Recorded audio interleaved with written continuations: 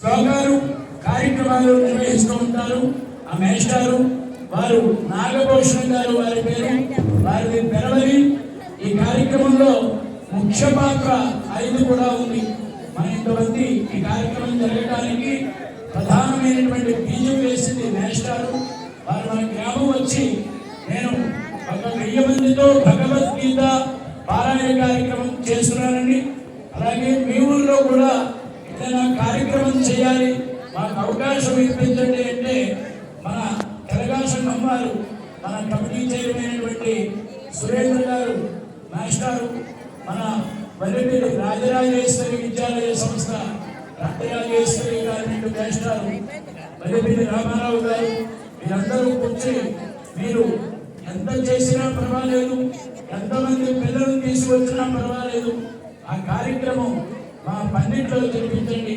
మా అందరికీ చాలా శుభప్రదంగా ఉంటుంది, మా గ్రామం అంతా బాగా సుభిక్షంగా ఉంటుంది, మా పిల్లలందరికీ కూడా మంచి సరస్వతి అనుగ్రహం కలుగుతుంది. ఖర్చులు వెనకాల మేము అంచేత మీరు ఎంత ఖర్చు అయినా సరే ఈ కార్యక్రమాన్ని నిర్వహించుతుందని ఆ మేస్టారికి మన సురేంద్ర గారు హామీ ఇచ్చారు. ఆ హామీ ఇచ్చిన ప్రకారం ఆయన ఒక 20 రోజుల నుంచి మంచి శ్రమపడి ఈ కార్యక్రమం కావలసినటువంటి రూపకల్పనంతా చేసి ఏర్పాటు చేశారు. అలాగే మన హిందూ ధర్మం పరిరక్షించాలి అంటే మీలాంటి విద్యార్థులందరూ కూడా చక్కగా ధార్మికమైనటువంటి విషయాలు తెలుసుకోవాలి. ఏం చేద్దంటే మనకి రామాయణంలో రామాయణం అంతా కూడా మనిషి ఎలా జీవించాలి, ఎలా ధర్మంగా ఉండాలి, ధర్మం మీద ఎలా నిలబడాలి అనేటువంటి విషయాలంతా కూడా రామచంద్రమూర్తి మనకి రామాయణంలో తెలిపాడు. రామాయణం అంతా కూడా మనం ఎలా బతకాలో తెలియజేసేది రామాయణం.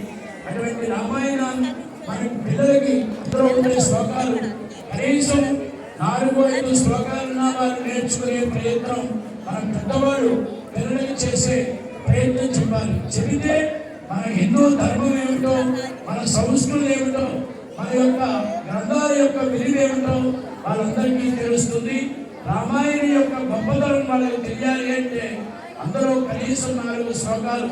అలాగే మన స్కూల్లో కూడా ఇప్పుడు పిల్లలందరికీ కూడా చక్కగా భగవద్గీత శ్లోకాలు, రామాయణం శ్లోకాలు, భాగవతం శ్లోకాలు ఇవన్నీ, అలాగే వేమన శతక పద్యాలు మన ఊరు నుంచి అనేక గ్రామాలు వెళ్ళి ఈ శతక పద్యాలు ముఖ్యంగా రాజేశ్వరి గారి నుంచి అనేక గ్రామాలు వెళ్ళి పోటీల్లో పాల్గొని శతక పద్యాల మీద అనేకమైనటువంటి బహుమతులు పొంది ఈ గ్రామానికి మంచి పేరు తీసుకొచ్చారు విద్యార్థులు. అంచేత పిల్లలందరికీ కూడా తల్లిదండ్రులు ప్రధానంగా చక్కనైనటువంటి రామాయణంలో 2 శ్లోకాలు మీరు నేర్చుకోండి, పిల్లలకి చెప్పండి. అలాగే భాగవతంలో 2 శ్లోకాలు వాళ్ళకి చెప్పండి, భారతంలో 2 శ్లోకాలు వాళ్ళకి చెప్పండి. భారతం అంతా కూడా మంచి చెడు మధ్య జరిగినటువంటి సంభాషణ అంతా భారతం అంతా కూడా. పంచపాండవులు ధర్మం మీద నిలబడి ఎన్ని కష్టాలు వచ్చినా సరే చివరికి విజయాన్ని పొందారు. కౌరవులు ఎన్ని సుఖాలు పొందినా చివరికి దుర్మరణం పాలయ్యారు. అంచేత భారతం అంతా కూడా మంచి చెడు అనే 2 పదార్థాల మీద ఆధారపడి ఉంటుంది. అటువంటి ధర్మ విషయాలు మనం పిల్లలకు చెప్పవలసినటువంటి ఆవశ్యకత ఉంది.